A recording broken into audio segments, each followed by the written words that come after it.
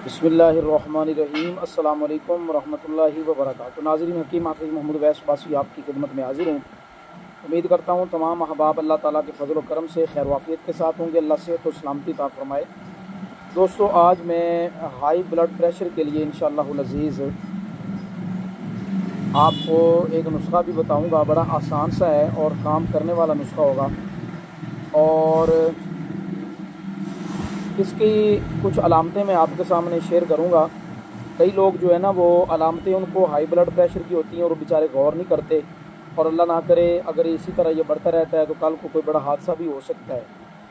Blood pressure अगर normal से बढ़ जाए ना तो उसको हाई ब्लड प्रेशर कहा जाता है। आम रूटीन में 120/80 आप जानते ही हैं, तकरीबन 120/80 नॉर्मल होता है, और अगर इससे ज़्यादा हो जाए यानी 140 हो जाए और 90 पे चला जाए या 100 पे चला जाए तो समझा जाता है जी हाई ब्लड प्रेशर हो गया।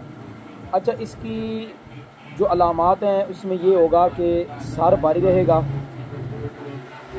पूरे जिस्म में आपको महसूस होगा, इस चीज़ का एहसास पैदा होगा कि रगें जो है ना वो फड़क रही हैं, चेहरे पर लालगी भी आ सकती है, आंखों के आगे चमक, सर घूमना और नींद का ना आना, दिल का फड़कना, इसी तरह शरियानों का मोटा हो जाना, सख्त हो जाना, और आंतों और मैदे की ख़राबी, सांस का फूलना, और दिल के पट्टों का कमज़ोर हो जाना, और पेशाब की ज़्यादती वगैरह जो है ना, ये हाई ब्लड प्रेशर की अलामात हैं।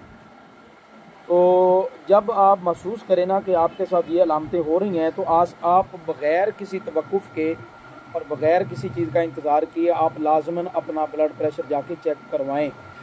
इसमें सुस्ती ना करें, क्योंकि अगर आप वक्ती तौर पे इसको कंट्रोल फ़ौरन नहीं करते तो अल्लाह ना करे अगर ये और शूट करता है तो फिर उसके अल्लाह ना करे बड़ा कोई नुकसान भी हो सकता है। बहरहाल मैं उस तरफ नहीं जाता। तो अब देखें, ये होगी इसकी अलामतें, और अगर ये अलामतें आप महसूस करते हैं तो लाज़िमन आप इसके लिए इलाज की तरफ आएँ इंशाअल्लाहुल अज़ीज़। जैसे आप इलाज करेंगे तो आपका ब्लड प्रेशर जो है वो नॉर्मल होना शुरू हो जाएगा। अच्छा, इसके लिए आप ना एक छोटी सी बूटी, जो शायद मैं पहले भी बता चुका हूँ, असरोल, इसका बहुत अच्छा काम है, बहुत ज़बरदस्त इसका रिज़ल्ट है।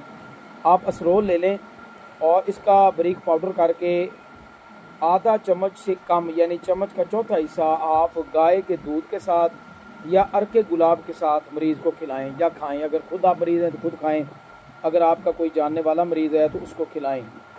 दूध ले लें, या तो गाय का हो, अगर गाय का ना मिले तो फिर अर्के गुलाब किसी कंपनी अच्छी का ले लें, आम कंपनी जो है लोकल उसका ना लें, अच्छी कंपनी का लें, और उसके साथ यानी आधा कप वो ले लें या आधे कप से थोड़ा कम कर लें, और उसके साथ ये जो पाउडर होगा असरोल का वो आप इस्तेमाल करवाएं।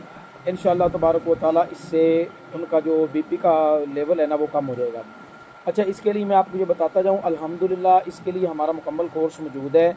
मैं अल्हम्दुलिल्लाह बज़ाते ख़ुद पूरा एक नुस्ख़ा तैयार करता हूँ जिसमें तकरीबन 10 से 12 जड़ी बूटियों का इस्तेमाल किया जाता है, जो खून के दबाव को कम करती हैं, खून को पतला करने में भी उनका बड़ा अहम किरदार है। अच्छा, इसके लिए एक और चीज़ भी बताता चलूँ कि जो दोस्त अहबाब हाई ब्लड प्रेशर के मरीज़ हैं ना, वो लहसुन का इस्तेमाल थोड़ा ज़्यादा रखा करें।